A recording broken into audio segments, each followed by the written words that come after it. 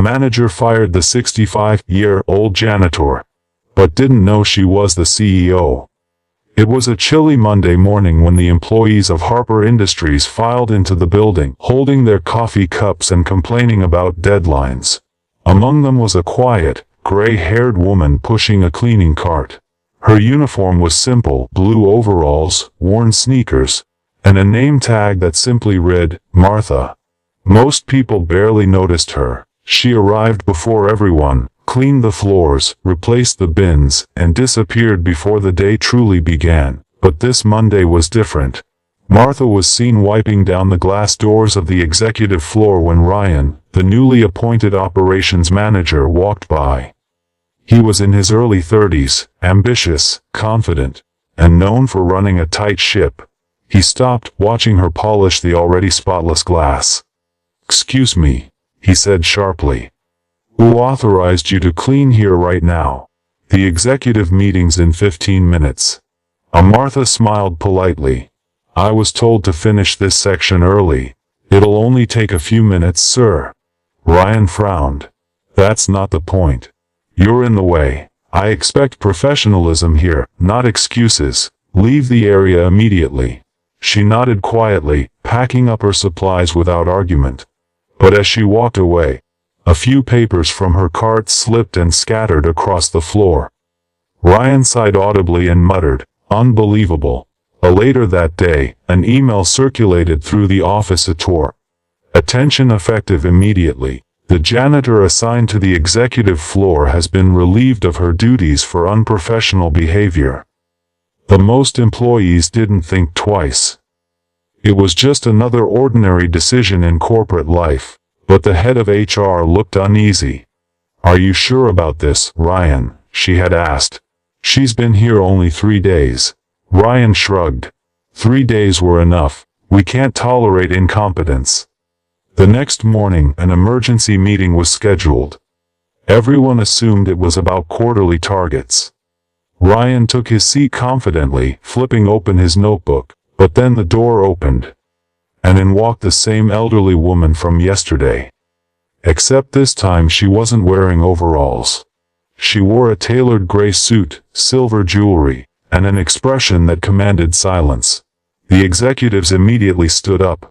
Ryan froze in confusion. The HR director whispered, "Ryan, meet Mrs. Martha Collins. She's the founder and CEO of Harper Industries." Ryan's mouth went dry. What? Martha took her seat at the head of the table. "I'm sorry to interrupt your morning," she began calmly, her tone steady. "I decided last week to visit my own company under a different identity. I wanted to see how things function at the ground level. How my people are treated when no one's watching." No one dared to speak. The only sound in the room was the soft hum of the air conditioner. Her eyes moved toward Ryan. "Yesterday, I was told I was in the way. I was fired for cleaning glass that was already clean." She paused. But what struck me most wasn't the act itself. It was the tone, the lack of patience, the assumption that someone's worth is tied to their position. Ryan swallowed hard, his face pale. "Mom, I didn't know. If I had." "That's the point," she interrupted gently. "You didn't know, and yet you judged." The silence lingered. Every manager in that room looked down, suddenly questioning how many times they had overlooked the quiet people who kept the company running. The ones who never demanded attention. Martha continued, her voice softening. "This company was built on respect. I started as a janitor myself. Every role, no matter how small it looks, matters here." She stood, adjusting her blazer. "Ryan, I don't fire people to humiliate them. But I do believe in accountability. You'll take a week off. During that time, you'll work alongside the maintenance and janitorial teams. Learn what they do, then we'll talk again." Ryan's voice cracked slightly. "Yes, ma'am." When she left the room, everyone exhaled as if they had been holding their breath for hours. Later that day, Ryan walked through the same hallways where Martha once cleaned, the same floors he had walked over without noticing. For the first time, he noticed how spotless they were, how quiet dedication could go unseen for years. And somewhere in the corner of the building, the janitors looked at him differently. Not with anger, but with quiet understanding. The next week, Harper Industries felt different. People smiled more, doors were held open. Names were remembered. And in a way no meeting could ever accomplish. One act of truth had reminded everyone that titles may define your job, but not your worth. Ryan returned to the office a week later, his shoes scuffed, his shirt sleeves rolled up, his hands slightly blistered from scrubbing floors and carrying supplies. But something in him had changed. He no longer walked with the same proud stride. Instead, he greeted everyone he met, the security guard, the receptionist, even the janitorial staff, with genuine warmth. He had spent 7 days working side by side with the people he used to overlook, learning their names, their stories, their struggles. He saw how one of the cleaners, an older man, stayed late every night just to make sure the lobby shone for the next morning.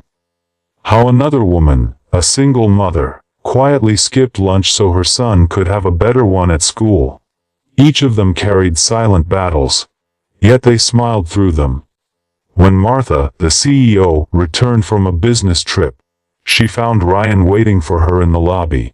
Not in a suit, but in the same janitor's uniform he had worn all week. "I wanted to thank you," he said sincerely. "Not for the punishment, but for the lesson. I used to think leadership meant control. Now I know it means understanding." Martha smiled, her eyes soft. "That's how true leaders are made, Ryan. By seeing people, not positions." From that day forward, Ryan started a new program in the company. One that allowed employees from every level to shadow each other for a day. Executives spent time on the factory floor, and janitors were invited to attend team meetings. Slowly, walls came down. People began to talk, not just about work but about life, about dreams, about the things that made them human. The company culture shifted. The break room was no longer divided by titles. "Good morning," echoed from everyone to everyone. And the once cold corporate space began to feel more like a family. Months later, during the annual company gathering, Martha stood on stage and looked at the crowd of hundreds, engineers, cleaners, assistants, executives, all sitting together, no hierarchy visible. She smiled and said softly, "It's easy to build a company, but it takes kindness to build a legacy." The applause that followed wasn't just for her. It was for what they had all become together. A place where respect wasn't earned by title, but by heart. And in that moment, everyone in the room understood something profound. Sometimes, the greatest promotion in life isn't moving up. It's learning to look around.